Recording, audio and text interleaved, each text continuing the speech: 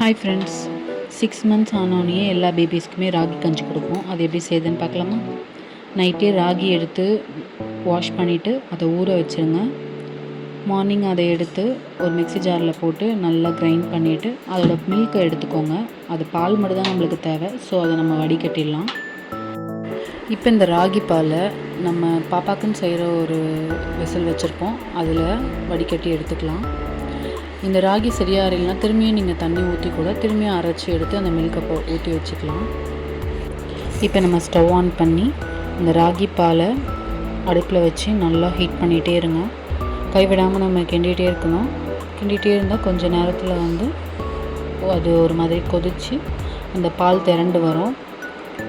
கொஞ்சம் கொஞ்சமாக அது திக்காகி ஒரு கஞ்சி கன்சிஸ்டன்சிக்கு வந்துடும். அவ்வளோதான், நம்ம ராகி கஞ்சி ரெடி. இப்போ இதை நம்ம பாப்பாவுக்கு சர்வ் பண்ணலாம். மோஸ்ட்லி எல்லா பாப்பாங்களுக்குமே இந்த மாதிரி ராகி கஞ்சி நீங்கள் செஞ்சு கொடுத்தீங்கன்னா ரொம்ப பிடிக்கும். என் பாப்பாவும் அதை ரொம்பவே விரும்பி சாப்பிடுவா. இந்த வீடியோ உங்களுக்கு பிடிச்சதா மறக்காமல் லைக், ஷேர் அண்ட் சப்ஸ்கிரைப் பண்ணுங்கள். அடுத்த வீடியோவில் பார்ப்போம். பாய்.